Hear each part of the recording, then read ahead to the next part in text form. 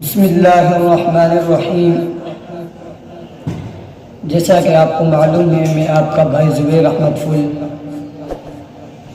آج کا عنوان جو ہے وہ ہے احسان کا بدلہ۔ احسان کا بدلہ کیا ہے؟ آج کی ویڈیو میں آپ کو سارا کچھ بتاؤں گا۔ احسان کا بدلہ آپ سننے سے پہلے آج اگر آپ میرے یوٹیوب چینل پہ آپ نئے ہیں، آپ میرے یوٹیوب چینل پہ نئے ہیں تو میرے یوٹیوب چینل کو سبسکرائب کریں اور لائک کریں۔ احسان کا بدلہ یہ واقعہ بہت اچھا ہے، اس کو آخر تک ضرور سننا۔ یہ کہ ایک نوجوان شخص تھا اور اس نے کسی ایک نوجوان شخص تھا اور وہ کسی سفر میں جا رہا تھا، کہیں دور تک سفر میں جا رہا تھا، تو اس شخص نے کسی ایک بوڑھے آدمی کو مشکل وقت میں پھنستے ہوئے دیکھا۔ وہ بوڑھا آدمی مشکل وقت میں پھنس چکا تھا، تو نوجوان نے اس کی تھوڑی سی مدد کی۔ نوجوان نے اس کی جان بچا لی، جو اس کی مصیبت تھی اس نے اس کو ختم کر لیا۔ تو ایک دن ایسا ہوا، گزشتہ زمانہ بہت سارا گزر گیا، 1 سال 2 سال گزر گئے، اس کے بعد نوجوان کسی اور جرم میں پھنس گیا۔ بہت بڑا جرم تھا جس کی وجہ سے وہ پھنس گیا۔ جیسے اس جرم میں پھنس گیا تو وہ قاتل جو تھے وہ قتل، اس کو حکم دیا گیا، یعنی اس کو جج نے حکم کیا کہ اس کو قتل کیا جائے، اس کو پھانسی دی جائے۔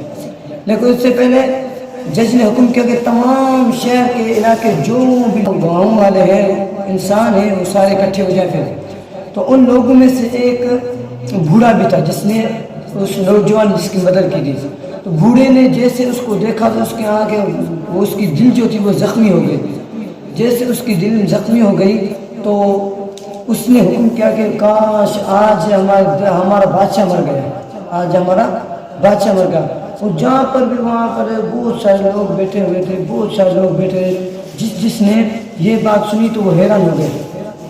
سپاہی جو اس قاتل کو پکڑے ہوئے تھے، جو سپاہی نے جس قاتل کو پکڑا، اس نے سنا کہ یہ کہہ رہا کہ ہمارا بادشاہ مر گیا ہے، تو بوڑھے آدمی نے سب کو بھگا دیا۔ اس نے جیسے ہی کہا کہ ہمارا بادشاہ آج جو ہے مر گیا ہے، تو سپاہی جو بھی تھے سارے بادشاہ کے محل میں گئے۔ جیسے بادشاہ کے محل کی طرف پہنچے تو دیکھا تو بادشاہ رسی سلامت بیٹھا ہوا ہے۔ بادشاہ سے سلامت بیٹھا ہوا ہے تو سارے جو انسان تھے وہ سارے بادشاہ کے محل کی طرف چلے گئے۔ وہاں پر ایک نوجوان جو زنجیر میں باندھا ہوا تھا، تو اس بوڑھے نے کیا کیا، اس کی زنجیر کھول کر اس نوجوان کو آزاد کر دیا اور اس کی جگہ اپنے آپ کو باندھ کر رکھ دیا۔ تو جیسے ہی واپس سپاہی لوٹے تو اس شخص نے کہا کہ آپ نے ہم سے جھوٹ کیوں بولا؟ اس نے کہا کہ میرے جھوٹ بولنے کی وجہ یہ ہے کہ اگر کسی کی وجہ سے کسی کی جان بچ جائے تو یہ اچھی ہے۔ میں نے جھوٹ اس لیے بولا تھا کہ آپ سب میں بادشاہ کے محل کی طرف جائیں اور میں اس نوجوان کی جان بچا دوں۔ میں نے تو اس کو بھگا دیا اور اس نے کہا کہ نوجوان کی جگہ پر مجھے قتل کیا جائے، اس کو قتل نہ کیا جائے۔ تو ایک دن یہ مقرر ہو گیا۔ ایک دن جیسے بادشاہ آیا تو بادشاہ نے اس کو فیصلہ، جج نے کہا کہ آج اس کو قتل کیا جائے گا۔